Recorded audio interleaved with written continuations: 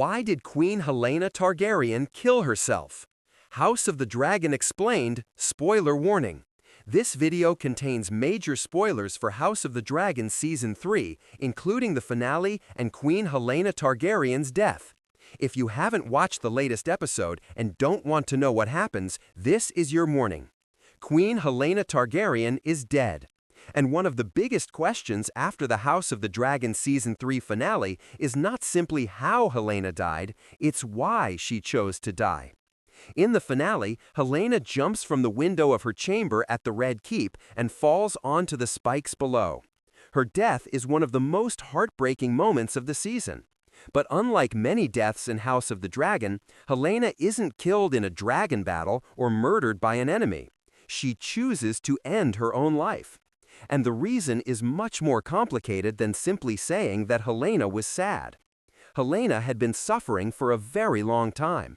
She had already experienced one of the most traumatic events of the entire Dance of the Dragons when her son Jaehaerys was murdered during the blood and cheese incident. Her life was then completely destroyed by the war between her own family members. Her husband was Aegon, her brother was Aemond, her mother was Alicent. And yet, almost every person she loved became trapped in the struggle for the Iron Throne. Helaena never wanted this war. She wasn't interested in ruling, she didn't want armies, she didn't want political power, and she certainly didn't want to become a weapon in the Targaryen civil war. But she couldn't escape it. Then came the fall of King's Landing. Rhaenyra takes the capital, and Helaena becomes a prisoner of the new regime. This is extremely important. Helaena is no longer simply a queen who has lost her position.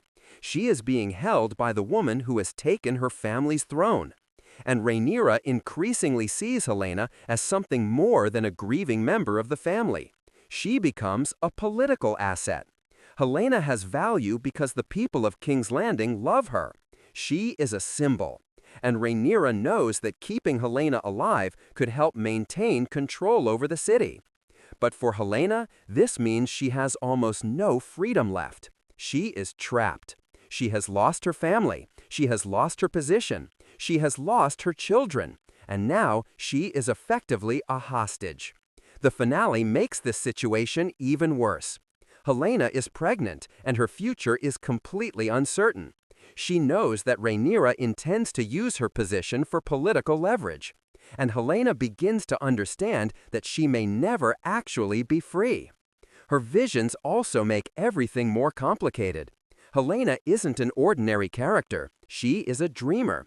Throughout the series, she has experienced visions of events that haven't happened yet. Sometimes she speaks in strange phrases. Sometimes she describes images that only make sense later. And by Season 3, these visions have become much more direct. Helaena has effectively seen pieces of the future. She knows that Aegon will return. She knows that Aemond's story ends in death. She knows that Rhaenyra's rule will eventually collapse. And she appears to understand that the future cannot simply be avoided. This is where her final decision becomes especially tragic. Helaena has already created a tapestry showing events that are going to happen. The tapestry becomes almost like a visual record of her visions, and eventually it even appears to depict her own death. So did Helaena kill herself because she wanted to escape her suffering? Yes, but there is another possibility. She may also have believed that her death was part of the future she had already seen. That makes her decision completely different from an ordinary act of despair. Helaena may have realized that there was no path where she survived, and the future unfolded the way she had seen it. And this is one of the biggest themes of her character. Helaena can see the future, but seeing the future doesn't necessarily mean she can change it. In fact, her visions may have convinced her that some events are inevitable. Think about what happens after her death. Her death becomes politically explosive. The people of King's Landing loved Helaena. She was one of the few members of the royal family who wasn't viewed as cruel or power-hungry. When she dies, the public becomes even more hostile toward Rhaenyra. Helena's death therefore creates another crack in Rhaenyra's control over the capital, and that is extremely important. Helena's death isn't meaningless. It changes the political situation. It becomes another step toward the collapse of Rhaenyra's rule. And this is why some viewers believe Helaena may have understood exactly what her death would cause. If she knew that her death would turn the people against Rhaenyra, then her final decision could also be interpreted as an act of resistance. She couldn't fight Rhaenyra with a sword. She couldn't command an army. She didn't want to ride into battle. But she could take away the one thing Rhaenyra had over her, her life. Her death, therefore, becomes the final decision that Helaena is able to make for herself. And there is an especially powerful moment involving her tapestry. The tapestry isn't simply decoration. It represents Helena's visions. She has been quietly stitching together images of the future while the people around her continue fighting. And when her death happens, the meaning becomes clear. She wasn't simply waiting for something terrible to happen. She had been watching it approach. This also connects to one of the most important differences between the show and the book. In George R.R. Martin's Fire and Blood, Helena's suicide is closely connected to the deaths of her children, and, especially, the death of Maegor.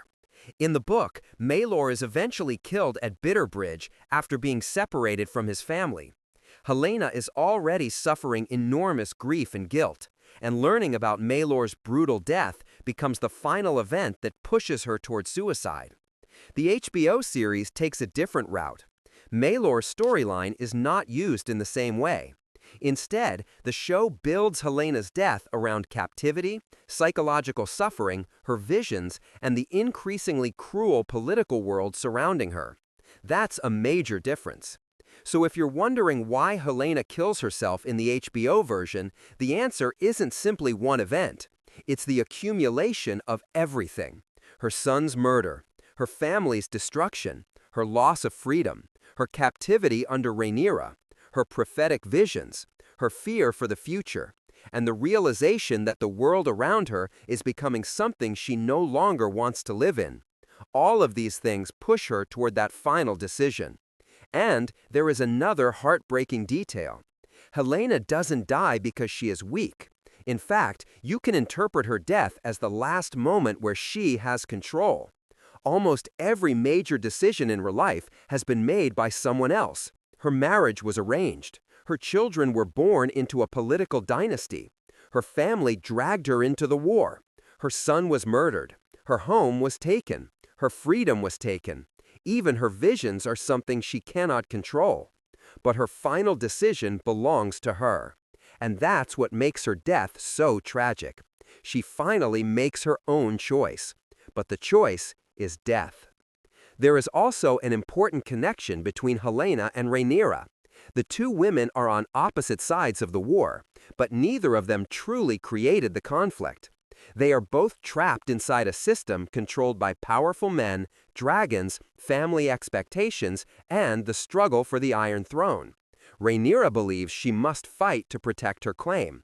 Helaena believes the war has already destroyed everything worth protecting. Their paths eventually cross in King's Landing, and Helena's death becomes one of the events that helps destroy Rhaenyra's position. So, in a strange way, even in death, Helaena changes the course of the war. And what about Dreamfire? Helena's bond with Dreamfire also adds another layer to her story.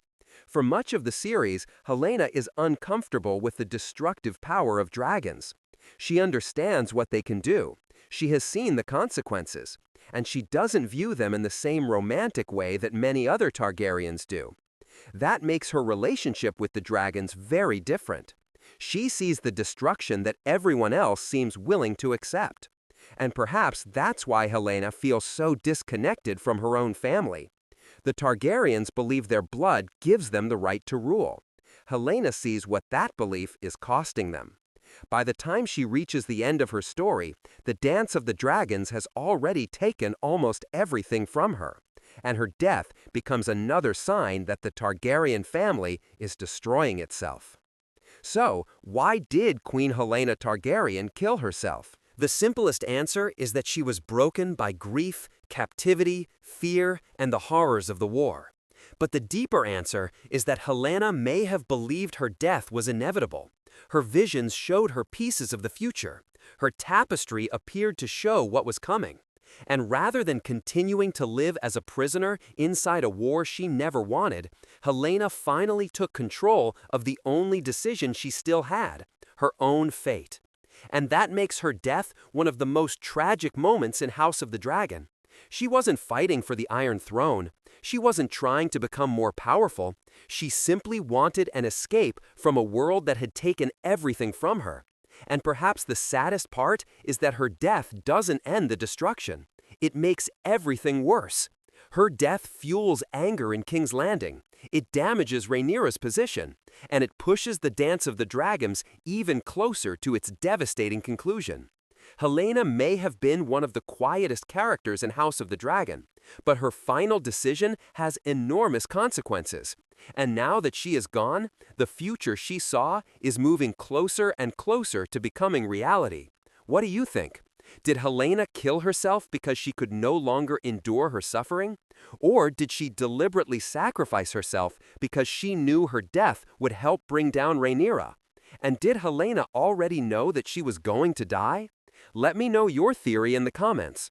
If you enjoyed this House of the Dragon explanation, make sure to like the video, subscribe to the channel, and turn on notifications for more House of the Dragon spoilers, character explanations, theories, and ending breakdowns. The Dance